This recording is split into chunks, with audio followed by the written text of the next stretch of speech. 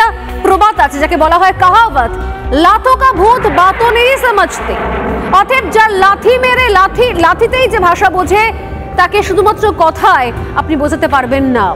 এত বড় একটা অপরাধ করার পর, দীর্ঘদিন ধরে সন্ত্রাসী জঙ্গিদের তৈরি করার পরে, আশ্রয় দেওয়ার পরে, আর তারপর পাকিস্তান থেকে সেই সমস্ত জঙ্গি সন্ত্রাসীরা বিশ্বের বিভিন্ন প্রান্তে গিয়ে অপরাধ ঘটিয়ে আসছে, তারপরেও পাকিস্তান স্বীকার করে না।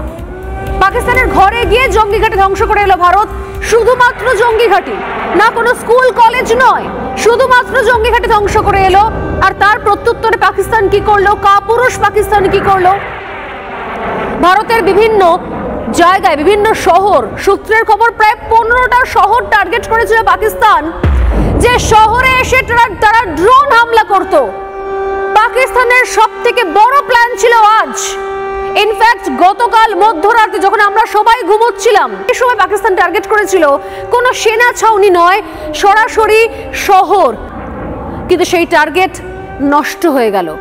ভারতের যে এয়ার ডিফেন্স সিস্টেম রয়েছে, S-400 সুদর্শন চক্র, সমস্ত রকমের অস্ত্র বার করে, সমস্ত রকমের হাত বার করে সেই সুদর্শন চক্র সবকিছুকে নস্যাৎ করে দিল, এবং যার ফলে ঝরে পড়লো, ভেঙে পড়লো পাকিস্তানের সেই সমস্ত অ্যাটাক করতে চাওয়া ড্রোন।